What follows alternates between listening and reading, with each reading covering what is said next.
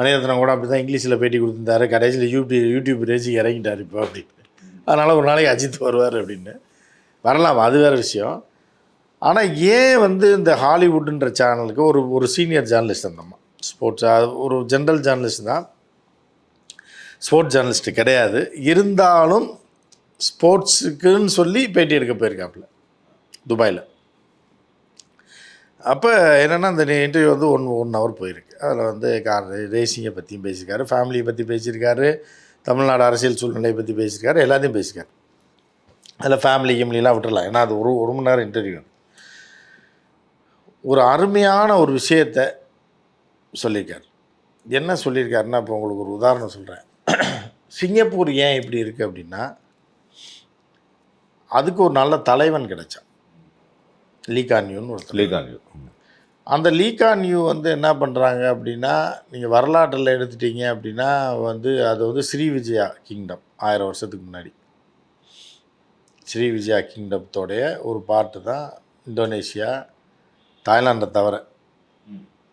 அந்த இந்தோனேஷியாவில் உள்ள லட்சக்கணக்கான தீவுகள் இருக்குது. இப்போயும் இருக்குது. இந்தோனேஷியாவில் லட்சக்கணக்கான தீவுகள் இருக்குது, 1-2 தீவுலாம் கிடையாது. அந்த தீவு கூட்டம் சின்ன சின்ன முடிச்சு எல்லாம் சேர்த்து இருக்குது. அதில் ஒரு பகுதி தான் மலேசியா, சிங்கப்பூர், இன்னும் பல தீவுகள் ஆள் இல்லாத தீவுகள் இருக்குது. ஆதிவாசிகள் வாழக்கூடிய தீவு இந்தோனேஷியாவில் இருக்குது. அதில் வந்து மலேசியா, சிங்கப்பூர் அப்படின்னு வந்து குறுகி அது ஒரு பவர்ஃபுல்லான ஒரு சாம்ராஜ்யமாக இருக்குது. சோழ சாம்ராஜ்யம் மாதிரி ஸ்ரீவிஜயா அதே பீரியடில் 1000 வந்தது தான் அது. இன்னொரு பக்கம் பார்த்தா கெமர் கிங்டம். இந்த 3 தான் மிகப்பெரிய சக்திகள், அமெரிக்கா மாதிரி. புரியுதா? இன்றைக்கி அமெரிக்கா, ரஷ்யாலாம் இருக்காங்கல்ல, சைனான்னு 3 பேர் இருக்காங்க. அந்த தான் இந்த ரீஜனில் இவங்க 3 பேர். சிங்கப்பூர், மலேசியாவும். சிங்கப்பூர்லாம் இப்போ கிடையாது, மலேசியாவும் கிடையாது. சிங்கப்பூர், மலேசியா எல்லாம் சேர்த்தா ஸ்ரீவிஜயா கிங்டம். அது எல்லாமே இந்தியா கிங்டம். ஆமாம், அதுதான் எப்படின்னா இந்து மன்னர்கள். இந்து மன்னர்லாம் நம்ம ஊருக்காரன் கிடையாது, அந்த ஊருக்காரன். ஆனால் இந்து மன்னர்கள் ஆட்சி செய்த இடம். அதுக்கப்புறம் அப்படி அப்படியே பிரியுது. அப்புறம் பரமேஸ்வரான்னு ஒரு மன்னர், தமிழ் மன்னர், இந்து மன்னர். அவன் தான் வந்து அதுக்கப்புறம் அவர் மதம் மாறுறாரு.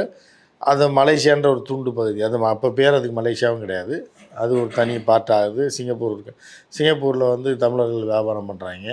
அதனால் அந்த இந்தோனேஷியா தீவுலேயே வந்து பரபரப்பாக இருக்கக்கூடியது இந்த 2 தீவு தான், சிங்கப்பூர், மலேசியா. இப்போ இருக்க சிங்கப்பூர், இப்போ இருக்க மலேசியா.